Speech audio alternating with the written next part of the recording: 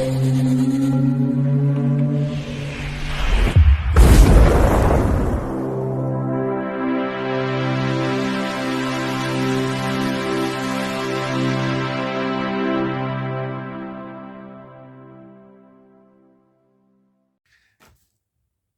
Bayek, it's me, Ian, and in today's video, I'm looking at this Land of the Dead from 2005. It is the fourth film in the Living Dead series, which, of course, you know, is George Romero's brilliant set of films.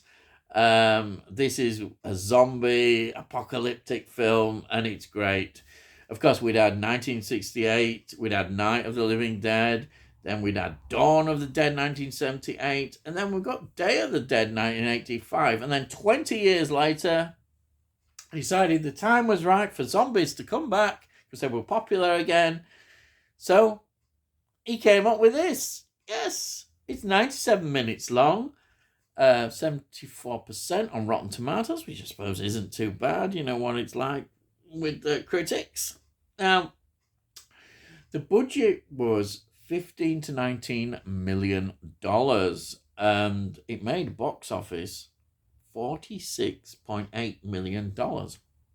This was a great budget he'd managed to get, and he still had his independence. He could have gone to a big studio. He made lots of offers, but he didn't, and he stuck to that independent. I think that was very good because he wants, he wants the films to be how he wants them. He wants the control, and this is what he got. Fantastic. Now, it's of course written by him as well. And I think that's important because the script is a great script. Absolutely. I think perhaps he doesn't even get enough credit for the script. But when you see him, you see how much he's involved. I've seen some of the stage footage of him on the set. And he's there with the script, and he's totally involved in it with the direction of the script. Fantastic. And I say it's directed by him, but we mustn't forget that he's directed some absolutely amazing films that I just mentioned a few that I like. Season of the Witch 1973, The Crazies 1973, The Amusement Park 1975, Martin, the brilliant Martin, I have to talk about that, 1977. Martin, I love it. Night Riders 1981, and of course Creepshow, yes, the anthology horror film, 1982, and Creepshow 2, 1987. Wow. And The Dark Half, 1993. Absolutely wonderful. What can I say? Now, the music is by Reinhold Heil, German composer. I got excited because it connected with the Nina Hagen band. Nina Hagen band. Then fantastic. What a group they were. And TV series he was involved in is interesting. Deadwood. Yeah, what a series that was. Then we've got Johnny Klimek, who films he did were 1 Hour Photo, 2002, Tangled, 2001, Blood Atlas, 2012. That were just a couple of films that I just saw put in there. Now, the locations are, of course, Canadian.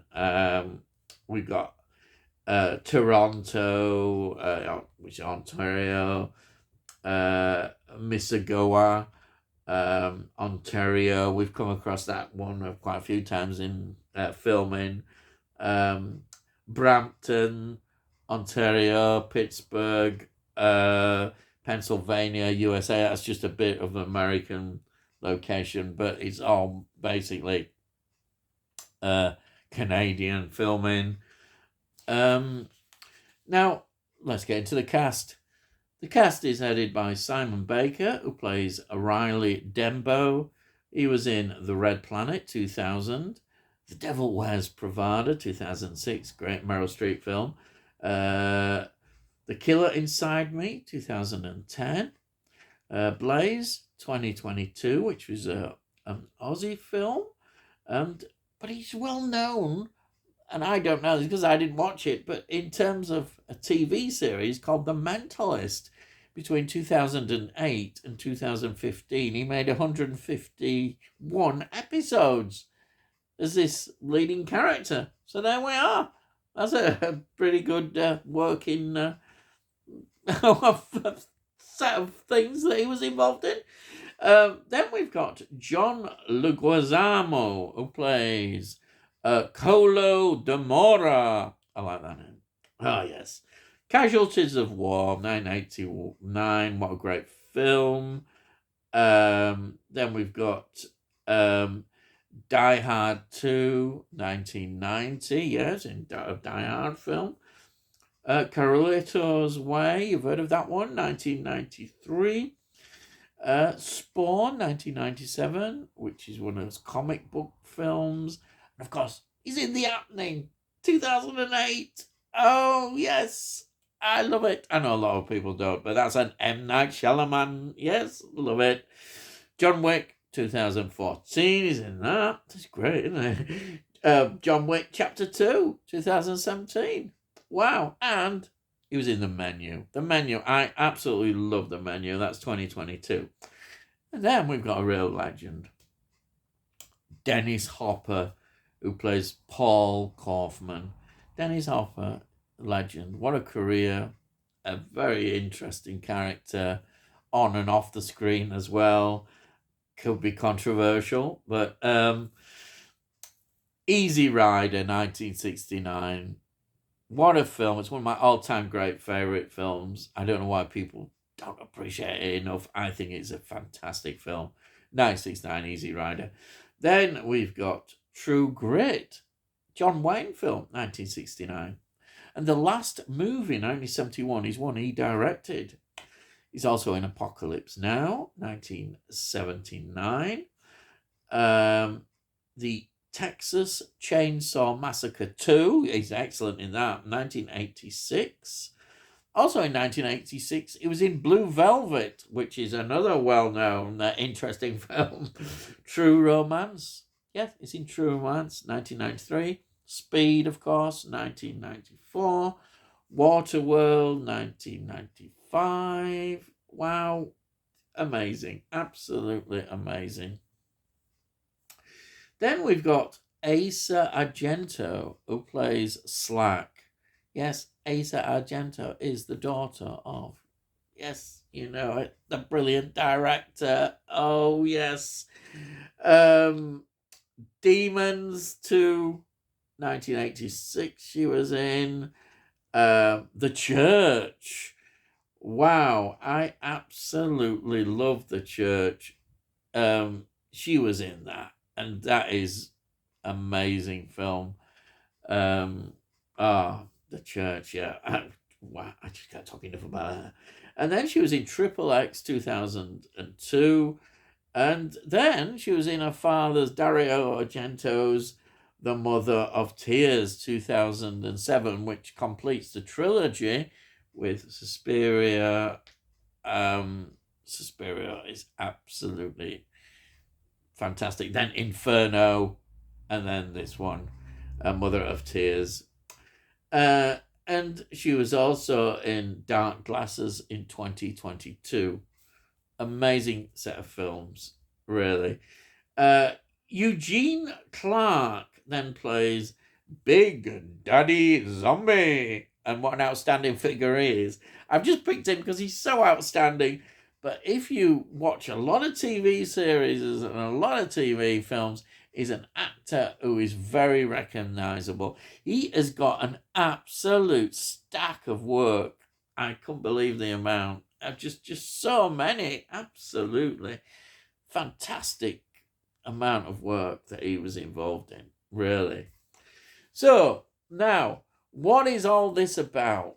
Well, Now, it's some years after the zombie apocalypse, and the remnants of humans that are left have created like a chain of city states across America. And one of these we see here is Pittsburgh, Pennsylvania. And it's a feudal kind of government that runs it. We see this like big tower block where all the rich people, it symbolizes the rich. It's called Fiddler's Green. I don't know why they call it that, but there's a lot of fiddling going on in there. But it's a big tower block. It dominates the landscape. And then around that in the city, you've got a lot of poor people living on the streets, living in slum conditions, trying to survive.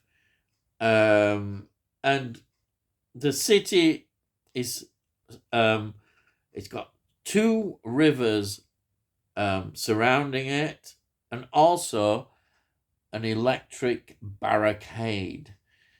And this is all you will see important because that they think is their protection from the zombies.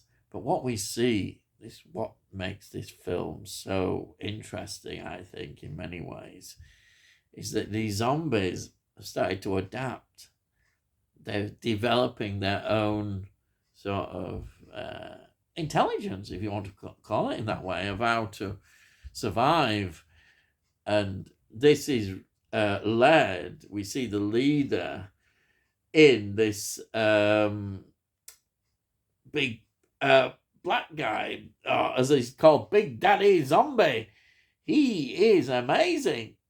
We see him, and he's just learns how to do things, and it's making them more powerful and more of a threat, which I think is not seen really. It's a bit of a surprise. They're not on the ball. Now, the rich people have this like big armored vehicle which they use kind of as their protection to go and get things from outside the city into sort of, where it's more dangerous with all the zombies, and picking up luxury items and all the things, supplies from other places. We get all that side. And this is what the rich are paying for all this. And they expect them to be protected and looked after. That's what it's about. But they're rather, the rich are really quite removed from everything that's going on. They think they're in control in many ways, and that money can buy everything. But what is the money? They're just deluded, and this delusion has in fact spread throughout the people surviving on the streets. And when the zombie attack comes, which it will do, they're not ready, are they, really? This is what it's about. They think they're ready, but no, they're not. They're not safe in there, and yet they think they are. This is what the film shows brilliantly. Of course, people have looked at this film and talked about George Romero's satire again on society, rich and poor, and you can look at it in that way. But I can see all that. But it's such an enjoyable story and film that you can just enjoy it at that level. And I think the effects are great.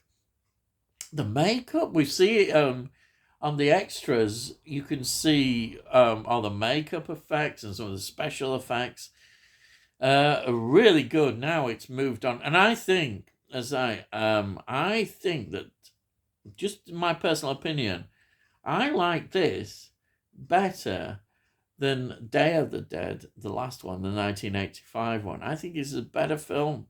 It looks good as well. It absolutely looks. It surprised me, actually. How much I really enjoyed it. It surprised me. I knew I would enjoy it, but I really did enjoy this. I thought it was a gripping film. It had everything in there, and had all the horror elements you're looking for, but it had an intelligent script. It was well put together.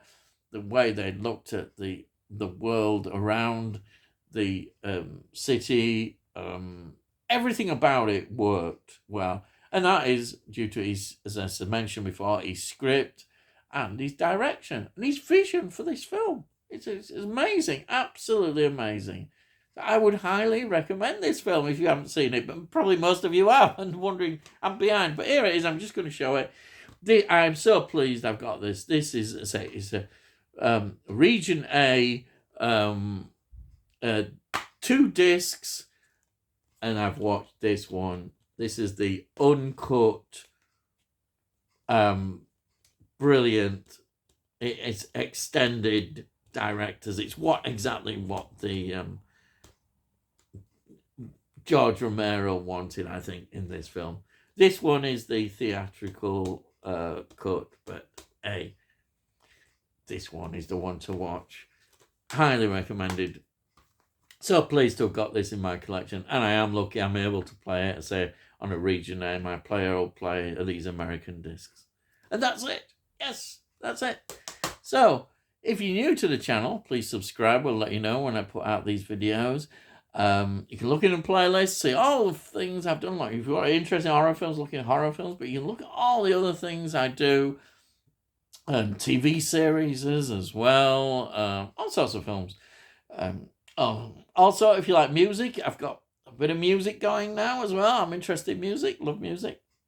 If you like this particular video, please give it a like. Gets it out onto YouTube and into algorithms and all that kind of stuff. If you've got any comments, please put your comments down. I love to read your comments. I'll always answer your comments. And that's it. It costs notes. You can't say fairer than that. So all I've got to say is, I'll see thee again.